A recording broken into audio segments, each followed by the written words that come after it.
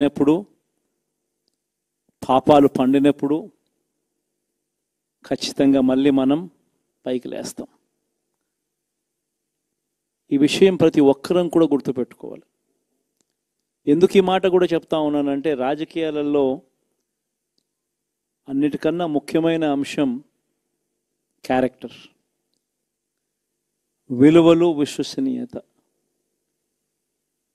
ఈ పదాలకు అర్థం తెలిసి ఉండడం రాజకీయాలలో చాలా అవసరం. రాజకీయం అంటే ఎల్లవేళలా అధికారమే కాదు. అధికారంలో లేనప్పుడు కష్టాలు ఖచ్చితంగా వస్తాయి. కానీ ఖచ్చితంగా కష్టాలు వచ్చినప్పుడు మనం ఖచ్చితంగా ఏ రకంగా రియాక్ట్ అవుతాం అన్నది మన చేతుల్లో ఉంది. విలువలు, విశ్వసనీయత లేని మనిషిగా రాజకీయాలు చేద్దామా, లేదా కష్టాలు వచ్చినప్పుడు ఆ కష్టాలను ఎదుర్కొని హుందాగా నిలబడుతూ మళ్ళీ 5 సంవత్సరాలు కళ్ళు మూసుకుంటే 5 సంవత్సరాలు అయిపోతాయి, మళ్ళీ 5 సంవత్సరాల తర్వాత మన పాలన వస్తుంది, మన ప్రభుత్వం వస్తుంది, అప్పుడు మళ్ళీ మనమే ఆందోళన ఎక్కుతామన్నది కూడా గుర్తుపెట్టుకొని అడుగులు వేస్తామా అన్నది మనలో ప్రతి ఒక్కరూ కూడా ఆలోచన చేసుకోవాలి.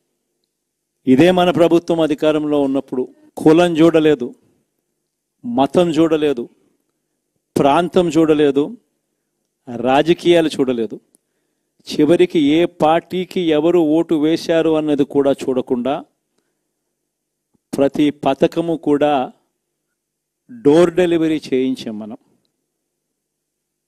అర్హత మాత్రమే ప్రామాణికంగా తీసుకొని ప్రతి పథకము, ప్రతి మంచి కూడా ప్రతి ఇంటికి డోర్ డెలివరీ చేయించాం. అలా ప్రతి మంచి, ప్రతి పథకము డోర్ డెలివరీ చేసిన ప్రభుత్వం మనదైతే, పాలన మందైతే, ఈరోజు కేవలం వాళ్ళ పార్టీకి ఓటు వేయలేదు అని మాత్రమే, ఓటుకు వేయకపోవడమే పాపం అన్నట్టుగా ఈరోజు రావణ కాష్టం సృష్టిస్తూ ఉన్నారు, విధ్వంసం చేస్తూ ఉన్నారు, ఆస్తులు నష్టం చేస్తున్నారు, కొడతా ఉన్నారు, అవమానిస్తూ ఉన్నారు. ఇవన్నీ శిశుపాలుని పాపాల్లో భాగాలుగా ఇవన్నీ అప్పుడే పాపాలు మొదలయ్యాయి.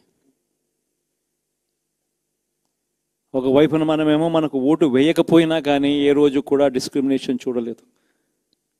అటువంటి వాళ్లకు కూడా మనం డోర్ డెలివరీ చేసిన ప్రభుత్వం పాలన మందైతే, ఈరోజు కేవలం ఓటు వేయలేదన్న ఒకే ఒక కారణంతో ఏకంగా కొడతా ఉన్న పాలన వీళ్ళది. ఈ పాపం ఊరికే పోదు. రెండవ పాపం చంద్రబాబు కూడా అప్పుడే పండింది. బహుశా కేంద్రం ఈ రకమైన కేంద్రంలో ఈ రకమైన పరిస్థితులు బహుశా ఎప్పుడు ఉండిండవేమో.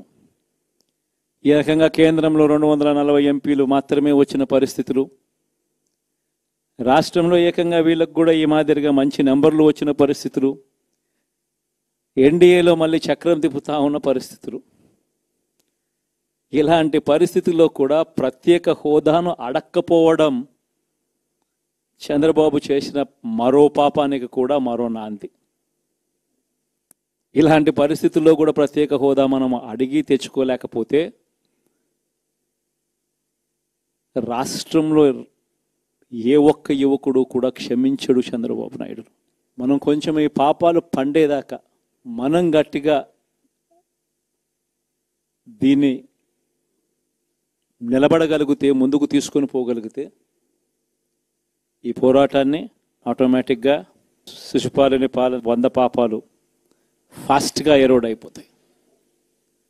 అంటే ప్రతి ఒక్కరూ ఈ విషయాలన్నీ గుర్తుపెట్టుకోమని కోరుతాం. ఇవన్నీ బహుశా నేను చెప్పేటివన్నీ కూడా మీ అందరికీ కూడా తెలియనేటివి కాదు. కేవలం నేను మీ అందరికీ గుర్తు మాత్రమే చేస్తా ఉన్నా. కష్టాలు రావడం అన్నది సర్వసహజం. కష్టాలు ఇలా మనం ఎదుర్కొని నిలబడడం అన్నది మన చేతుల్లో ఉన్న అంశం అన్నది మాత్రం ఖచ్చితంగా